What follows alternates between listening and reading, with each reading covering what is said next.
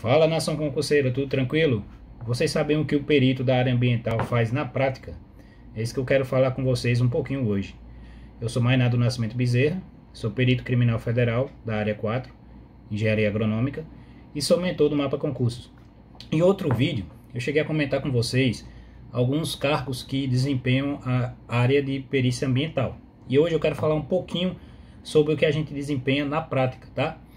Então, a gente pode fazer vários tipos de perícias específicas da área ambiental, desde exploração seletiva, desmatamento, garimpos, incêndios, avaliações rurais, dentre outros, tá?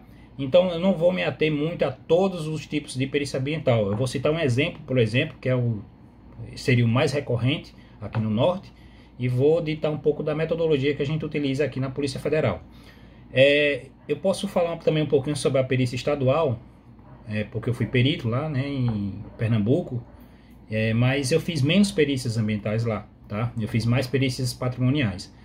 Por sua vez, aqui na Polícia Federal, ainda mais estando aqui no Norte, a gente tem uma recorrência muito grande em perícias ambientais, infelizmente, né? Então, o que eu vou citar mais para vocês hoje é sobre o desmatamento, tá? O desmatamento que ocorre aqui na área no Norte, né, ou em qualquer lugar do Brasil, mas aqui no Norte a gente tem uma ocorrência muito grande, é uma das perícias que a gente mais faz aqui na Polícia Federal, tá? Então, essa perícia ela é feita através de um pedido. Esse pedido pode ser feito através do inquérito policial, pode ser feito através do Ministério Público ou até mesmo na ação penal por um juiz, né? Um juiz de direito. E esse pedido geralmente vem com alguns quesitos. Se não houver esses quesitos, a gente tem uma padronização que é feita para a gente realizar essa perícia. De forma geral, a gente tende a seguir o que vem ser, o que é pedido nesses quesitos, né? Mas para que a gente chegue na resposta desses quesitos, a gente tem que passar por uma certa metodologia e uma padronização, tá? Desde objeto, objetivos, metodologia em si, e identificação do local, tá? Periodização, valores monetários e a conclusão, que no caso seria as respostas aos quesitos, tá? Então, o que a gente faz primeiro seria a identificação do local. Para a identificação do local, a gente pode fazer de duas maneiras, tá? A gente faz via satelital, né, com imagens de satélite. A Polícia Federal tem algumas parcerias privadas e existem algumas imagens gratuitas também que a gente pode utilizar com alta resolução, que nos ajuda a identificar a área.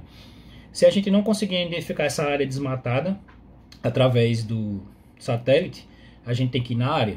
E ao chegar na área, basicamente o que é feito são imagens da área e coleta de coordenadas geográficas para poder realmente dizer que aquele local é o local que a gente está fazendo o desmatamento, né?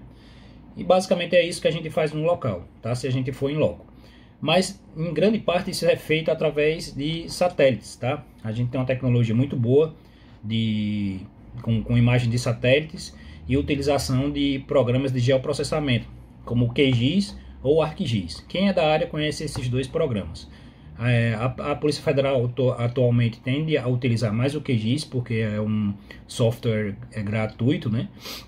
Então a gente utiliza esse software já para nos auxiliar na elaboração do laudo, tá? Então, após essa identificação da área, a gente faz a quantificação. Então essa quantificação é feita geralmente em hectares, né? O tamanho da área que foi desmatada, a gente faz essa quantificação dessa área. Após essa quantificação, a gente vai ver o valor monetário da área. Para a gente ver esse valor monetário, a gente utiliza geralmente tabelas locais para que o preço não fique nem nem sobreprecificado, né? Então a gente tende a ser um pouco conservador, até mesmo para que a gente fique ali dentro de um preço que esteja atual, pelo menos dentro do mercado, tá? E após isso daí, a gente chega na conclusão, né? A conclusão geralmente são as respostas aos quesitos, e com essas respostas aos quesitos a gente já conclui o laudo, tá? Outras coisas podem ser feitas também, que geralmente se pede nos quesitos, tá? Como por exemplo, periodização. Qual é a época que começou o desmatamento? Quando ele começou aquele desmatamento e se ele vem seguindo com esse desmatamento, tá? Pedir também identificação do dono da terra, se a gente tem alguém com o famoso CAR, né, que é o Cadastro Ambiental Rural, ou então se há alguma gleba do INCRA, né, que também é ligada à União, tá? Geralmente também se pede se a área é da União, ou seja, se ela está em unidade de conservação federal, se ela está em terra indígena, né? Ou como eu falei do INCRA, por exemplo, tá? Então esses são alguns quesitos que são pedidos, tá?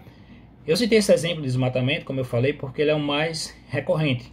Mas existem também exploração seletiva. A diferença entre exploração seletiva e desmatamento é só, como o próprio nome já diz, é exploração seletiva. Elas selecionam algumas árvores, alguns locais para que eles façam esses desmatamentos iniciais.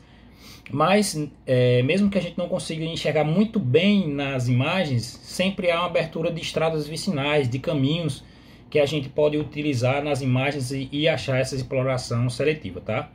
Outro tipo também são incêndios, e para isso a gente tem algumas parcerias de imagens também, que eles veem essas cicatrizes de queimadas, né? Ou pontos de queimadas, e os garimpos, né? Os garimpos também a gente consegue ver muito bem, a depender do tamanho, nas imagens, tá? Então era isso que eu queria falar um pouquinho com vocês hoje. Se vocês gostaram do vídeo, curtam aí, compartilhem com alguém, beleza? E qualquer dúvida, tamo junto, tanto aqui no YouTube quanto lá no Instagram, é só procurar a gente, beleza? Força nação, valeu!